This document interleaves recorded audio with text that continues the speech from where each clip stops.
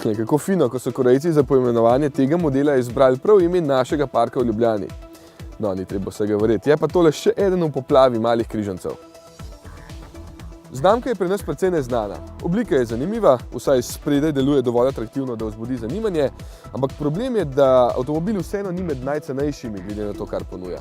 Po ceniku bi stal celo 18 440 evrov, s popustom 2000 evrov pa je še vedno 16 440. Razen potem, da je pravi eksot na naših cestah v ničemer posebej ne izstopa.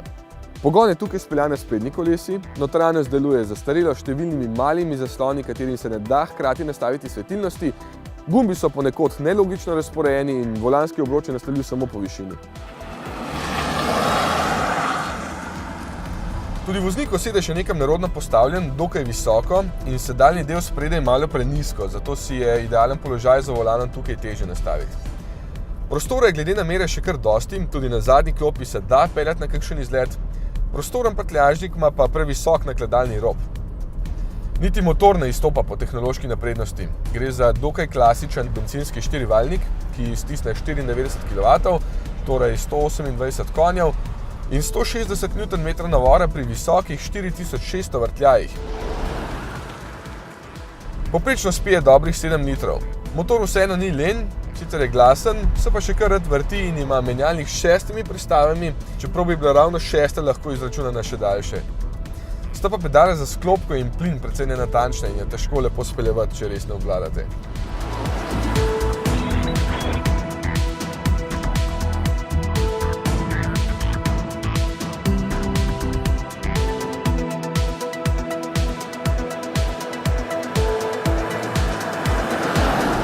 Vožnja ne navduši preveč, kar je pričakovano glede na tip vozila. Vzmetenje deluje malo preveč nervozno in dokaj glasno in Tivoli je kar podkrmiljen v ovinkih.